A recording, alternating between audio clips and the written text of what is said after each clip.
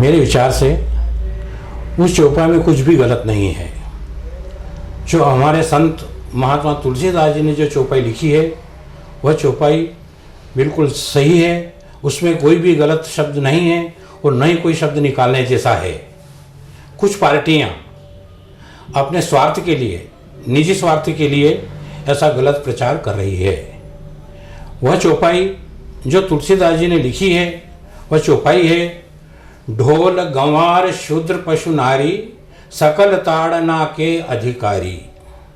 तो इसमें से शूद्र शब्द को कुछ पार्टी वालों ने पकड़ लिया है और पार्टी है अधिक करके, विशेष करके समाजवादी पार्टी और बहुजन समाजवादी पार्टी। यह पार्टी केवल कुछ समाज को बरगलाने के लिए, ताकि अपने को वोट प्राप्त हो, बरगलाने के लिए, उनको भड़काने के लिए इस चौपाई का गलत प्रयास और गलत प्रचार कर रही है। इन लोगों को मैं कहता हूं कि जो इस चौपाई का विरोध कर रहे हैं, पहली बात तो यह है कि उन लोगों को इस चौपाई का अर्थ याद नहीं है। इस चौपाई का विरोध करने वालों को ज्ञान नहीं है, न संस्कृत का ज्ञान है, न हिंदी का ज्ञान है। एक तो यह बात है। और दूसरे वो लोग कर रहे हैं जो पार्टी वाले, ताकि कुछ समाज को बरगला करके और वोट के खातिर उसका विरोध में प्रचार करें। इस चौपाई में एक शूद्र शब्द का इन्होंने कहा है और शूद्र को किसी जाति या वर्ण से लिया है इन्होंने, जबकि शूद्र पहले से 4 वर्ण है, ब्राह्मण, क्षत्रिय, वैश्य और शूद्र। और इस चौपाई में लिखा हुआ है शूद्र। शूद्र और शूद्र दोनों में बहुत अंतर नहीं है। शूद्र और शूद्र, शूद्र का संस्कृत में क्षुद्र भी होता है, क्षुद्र का सूक्ष्म भी होता है, सूक्ष्म का बालक भी होता है। यह चौपाई उस समय लिखी गई है जब भगवान श्री रामचंद्र जी लंका पर चढ़ाई कर रहे थे, समुद्र से मार्ग मांग रहे थे, 3 दिन तक समुद्र का इंतजार किया। जब उसने मार्ग देने के लिए वो प्रकट नहीं हुआ, तब उन्होंने समुद्र को नष्ट करने के लिए बाण का संधान किया, तब समुद्र प्रकट होता है। उस समय श्री रामचंद्र जी, मर्यादा पुरुषोत्तम रामचंद्र जी और समुद्र के बीच में जो बात होती है, उसी पर यह चौपाई लिखी हुई है। तो समुद्र ने कहा है कि प्रभु मैं मूर्ख हूं, अज्ञानी हूं और आप मुझे क्षमा कीजिए। और यह लोग जो हैं, पार्टी वाले लोग, इसी बात को उन्होंने कहा कि ढोल गंवार, ढोल के बारे में बता दिया इन्होंने कि जैसे ढोल को पीटते हैं ऐसे ही शूद्र को पीटने से अकल आती है, लेकिन ऐसा नहीं है। इन्होंने ढोल को भी पीटने के बारे में नहीं कहा है। ढोल के बारे में कहा है कि ढोल में रस्सियां रहती है, तो रस्सियों को टाइट करो और रस्सियों को टाइट करने से उसमें आवाज़ सुरीली आ जाती है, उसकी जो पल्लियाँ रहती है वो भी टाइट हो जाती है और आवाज़ सुरीली आ जाती है। तो ढोल को जैसे टाइट करना पड़ता है, ऐसे ही गंवार को, क्षुद्र माने छोटे व्यक्ति को, अनाड़ी को और अज्ञानी को, इनको है ना कुछ ज्ञान देना पड़ता है। ये समुद्र ने खुद ने कही है। अच्छा, यह रामायण सबसे पहले ऋषि वाल्मीकि ने लिखी है और वाल्मीकि ऋषि स्वयं शूद्र वर्ण से आते हैं। अब महर्षि वाल्मीकि क्या अपने वर्ण की कभी बुराई कर सकते हैं? वाल्मीकि भी नहीं कर सकते हैं, तो तुलसीदास भी नहीं कर सकते हैं। तो इसमें किसी वर्ण, जाति, समाज की बुराई नहीं है। कहीं से कहीं तक इस चौपाई में कोई वर्ण लिखा हुआ नहीं है, जाति नहीं लिखी हुई है, समाज नहीं लिखा हुआ है, शूद्र लिखा हुआ है। और ये लोग वोट के खातिर सारे समाज को भड़का रहे हैं, जबकि मेरे विचार से इस चौपाई में बिल्कुल गलत नहीं है और ये चौपाई बिल्कुल सही है। मंत्र तुलसीदास जी ने जो रामायण बनाई है वह पूरी रामायण पवित्र ग्रंथ है, उसका एक एक शब्द मंत्र है, उस रामायण का कोई शब्द निकालने का नहीं है। और मैं कहता हूं कि आज इन लोगों को ये रामायण की चौपाई लग रही है। जब वोट का टाइम आया, वोट मांगने के लिए ये लोग बुराई कर रहे हैं। जब देश आजाद हुए 75 वर्ष हो गए, 50 साल के लगभग कांग्रेस ने शासन किया। कुछ वर्षों तक ये जो समाजवादी पार्टी और बहुजन समाजवादी पार्टी के लोग जो इस चौपाई को निकालने के बारे में कह रहे हैं, इन्होंने राज किया, इनका मुख्यमंत्री बना, इनके समर्थन से प्रधानमंत्री भी बना। तब कहाँ गए थे लोग? तब इन्होंने इस चौपाई को निकालने के लिए क्यों नहीं कहा? आज क्यों कह रहे हैं?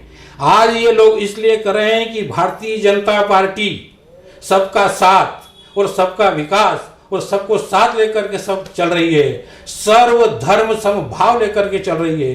भारतीय जनता पार्टी का जनाधार बढ़ रहा है, इसलिए भारतीय जनता पार्टी को कमजोर करने के लिए, फूट डालने के लिए ये लोग कुछ समाज को बरगलाने के लिए इस प्रकार की बातें कर रहे हैं। देखो, हिंदू धार्मिक मूर्तियों की बुराई करते हैं ये लोग, हिंदू धर्म के ग्रंथों की बुराई करते हैं वो, तो आलोचना कब करते हैं? ये जब चुनाव आता है तभी इनको मिलता है, उसके पहले कुछ नहीं।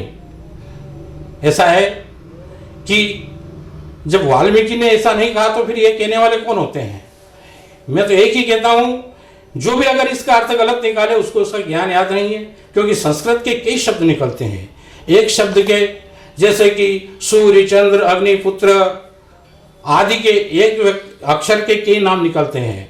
हमारा धार्मिक ग्रंथ है विष्णु सहस्त्र नाम, गोपाल सहस्त्र नाम, उनमें भगवान विष्णु, भगवान कृष्ण के 1,000 नाम हैं।